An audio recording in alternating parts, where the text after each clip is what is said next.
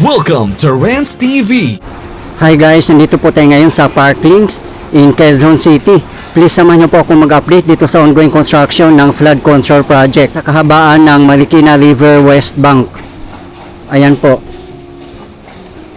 At ito na po yung ginagawa nilang flood control project. Ayan o, meron na po mga rebar para po sa river walk. Ito po yung update natin today, April 20, 2026.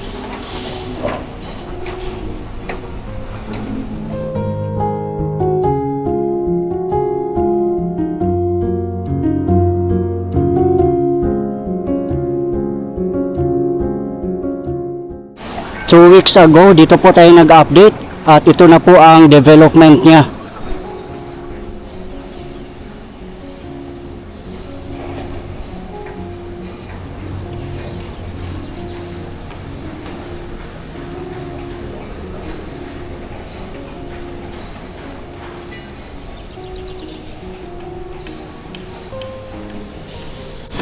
Doon naman po sa tapat natin ay Bridgetown. Pupunta rin po tayo doon guys, pati sa Rosario pagkatapos po natin dito. Mag-update din po tayo doon guys.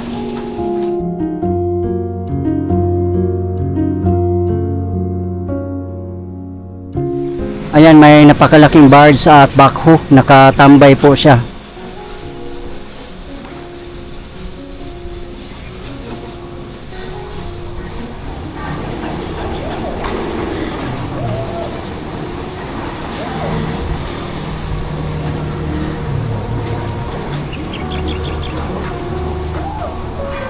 Dito na po tayo sa kabilang side ng bridge. Ayan, may dalawang backhoe po dito nag-excavate.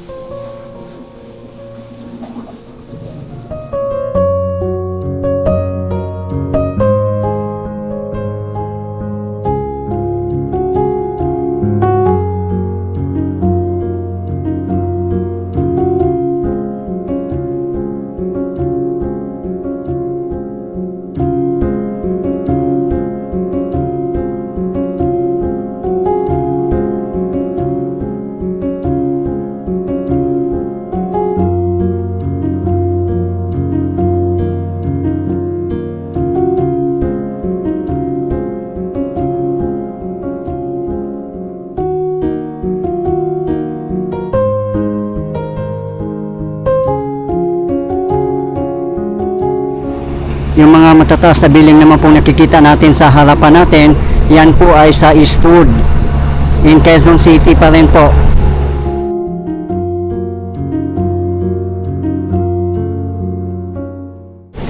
Doon lang po sa bandang taas natin ang Manggahan Floodway. Meron din po tayong update doon guys, na sa aking previous video lang po.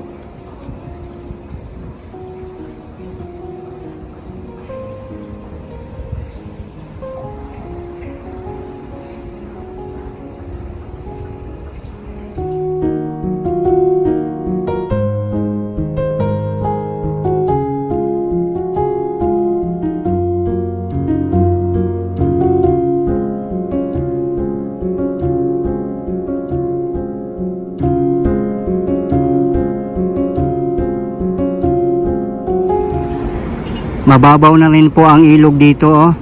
Nakikita na po natin yung lupa.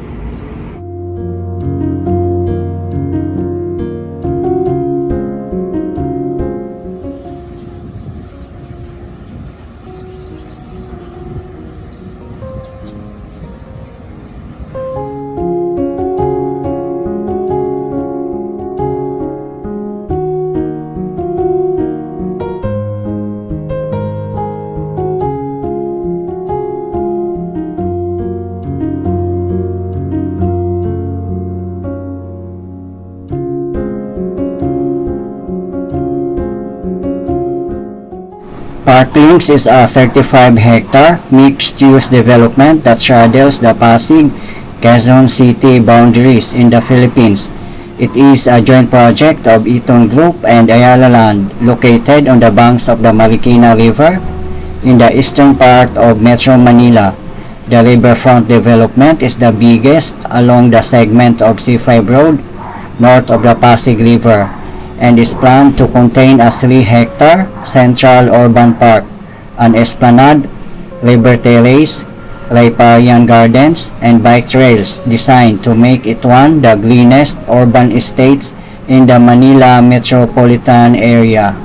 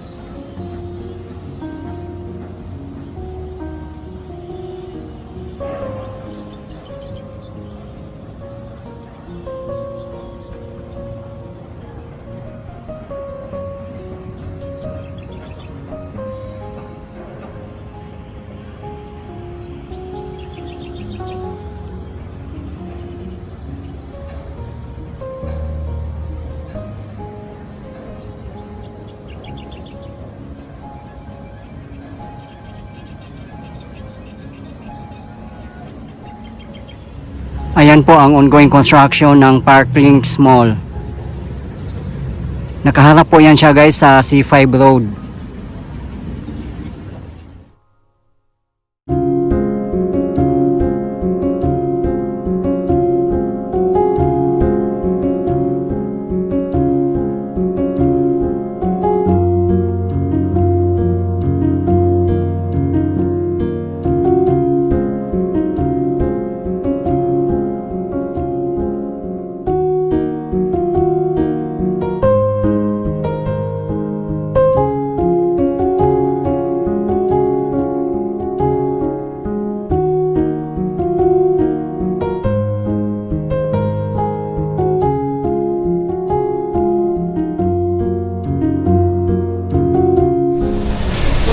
Nandun na po tayo galing kanina sa may Parklinks.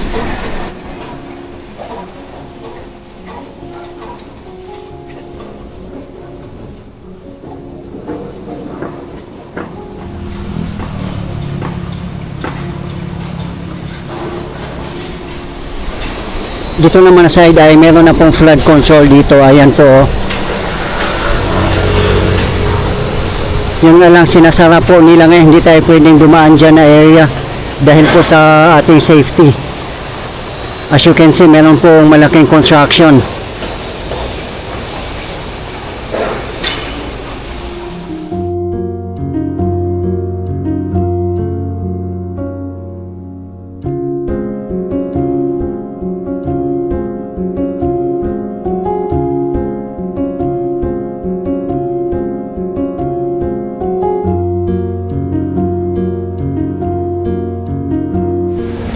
Diyan lang po sa baba natin ang C5 Road o E. Rodriguez.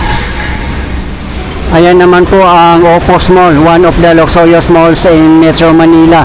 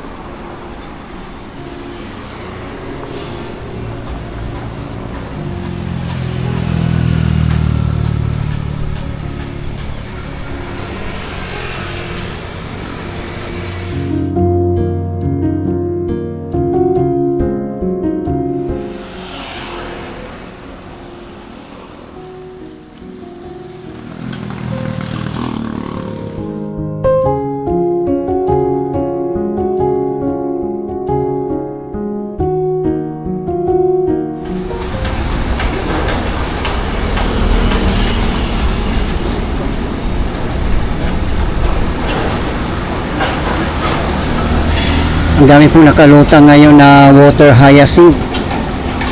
Didiretso po ito sa Pasig River, ang pinakadulo po nito.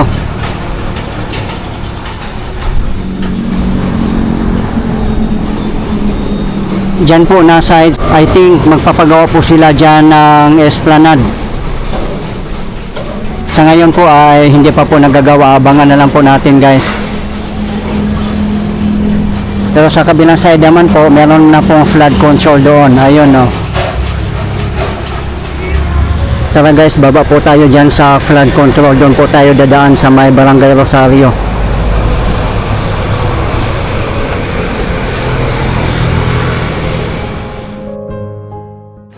Bridgetown is a real estate development spanning the border of Pasig and Quezon City in Metro Manila, Philippines.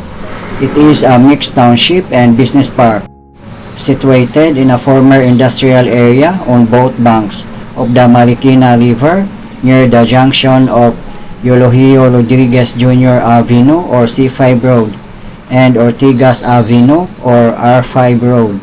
The 30.61 hectare master planned community is the first integrated township project by Robinson's Land Corporation, the real estate arm of JG Summit. It is currently anchored by 4 office towers in its information technology park, dedicated to the business process outsourcing sector. It's second in Metro Manila after Robinson Cybergate in Mandaluyong City. Once completed, the township will be a community consisting of 7 office towers, a shopping mall, 5-star hotel, and residential condominiums, with a landmark bridge and a light art installation called the Victor as its centerpiece.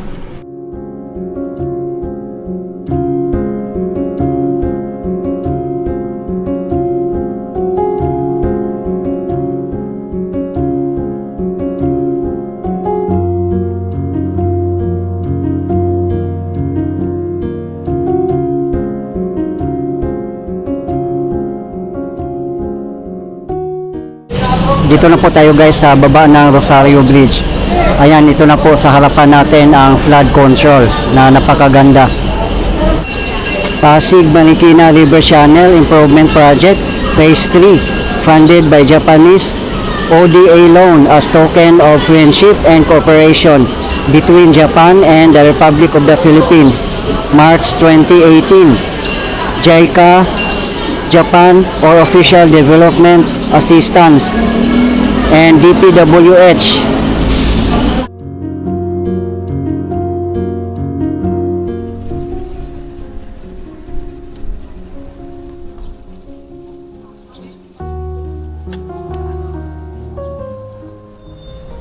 Ayan lang po sa taas natin ang Rosario Bridge.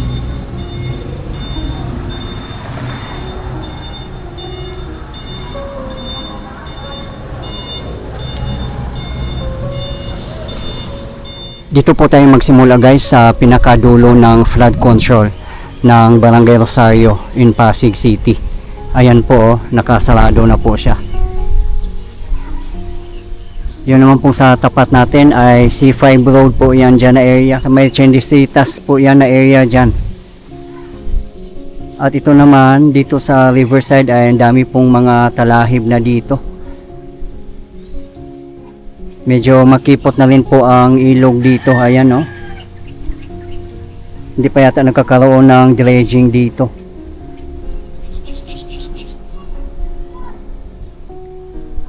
Kahit din po sa kabilang side ay meron na rin pong flood control doon. But I'm not sure kung same contractor po ba.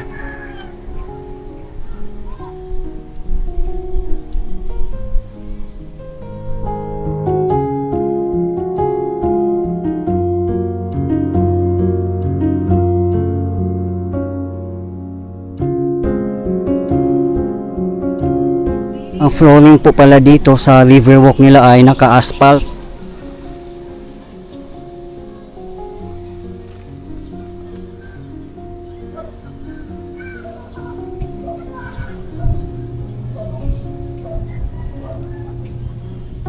Wala naman pong mga informal settler families dito na area.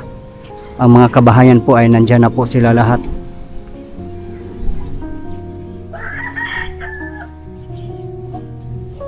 Tutumbukin po natin tong flood control dito guys hanggang Bridgetown. Ayan na po yung mga matataas na building. Ay Bridgetown na po yan dyan kung saan po tayo nanggaling kanina.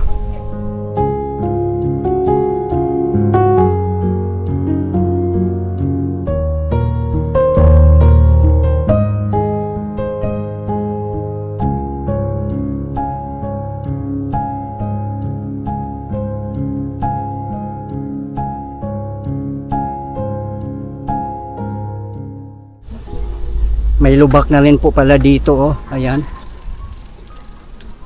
Naka-asphalt lang po kasi siya.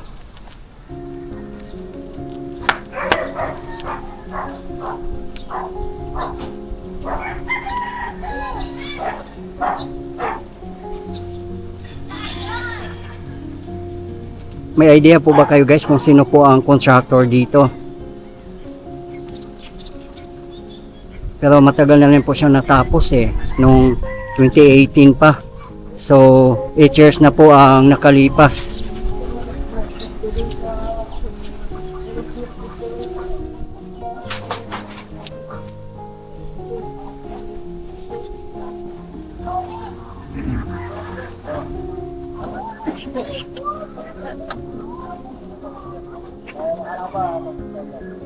May kalsada din sa baba.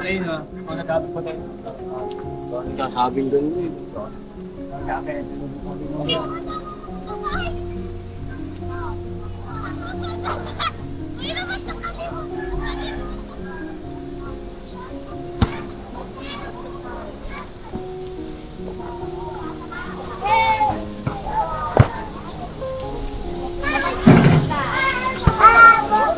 Maganda rin ang mga railings dito. Bamboo inspired.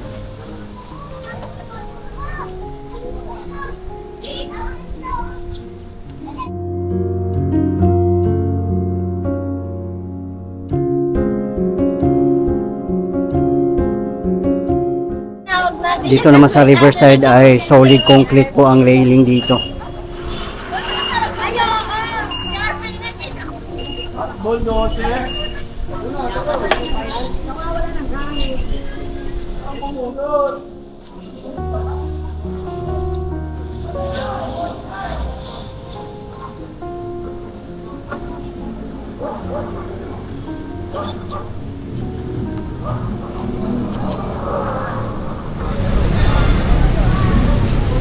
May basketball court din po dito sa ilalim ng Rosario Bridge.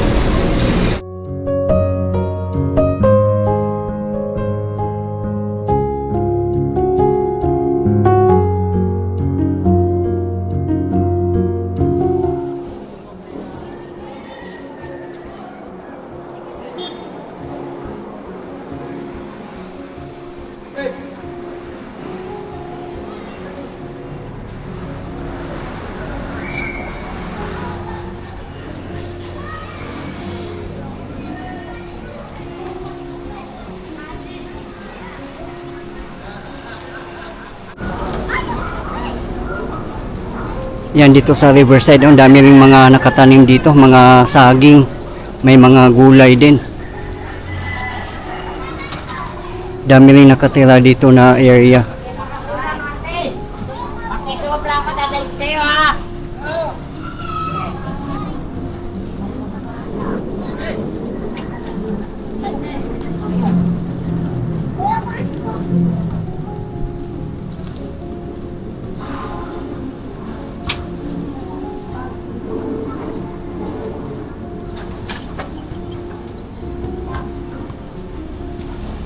Ayan oh, maraming mga tanim dito, mga gulayan, iba't ibang klaseng mga gulay. Yun po sa tapat natin ang Bridgetown. At yun naman pong tulay na yan, yan po ang kahabaan ng Ortigas Extension, yan po ang Rosario Bridge. Meron naman pong flood control dyan po sa side ng Bridgetown. Yung nga lang parang lumang-luma na po doon eh.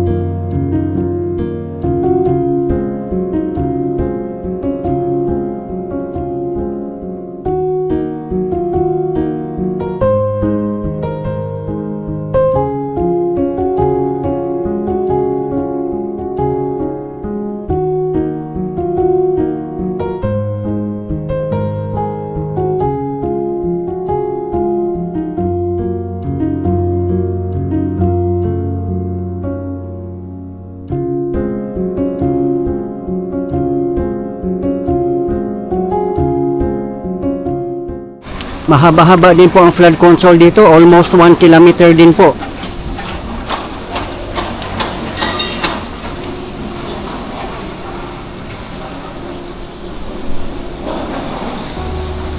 Ayan, hindi na po tayo makatawid dyan sa ilalim ng Bridgetown Bridge kasi meron pong nakasalado na. Hanggang dito na lang po tayo. Ayan po si The Victor, nakatalikod po siya. Doon po siya nakaharap sa may Antipolo City.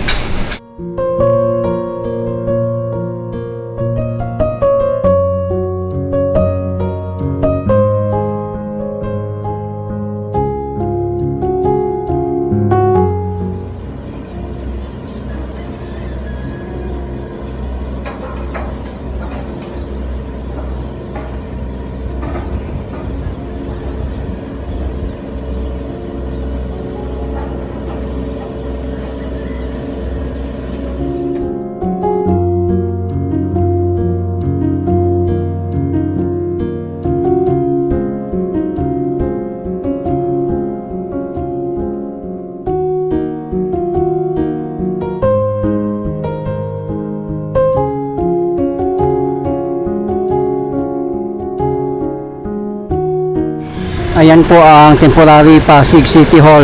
Katabi lang po mismo ng Bridgetown. Dito lang po sa kahabaan ng Amang Rodriguez sa may Barangay Rosario. Diyan naman po ang kahabaan ng Ortigas Avenue.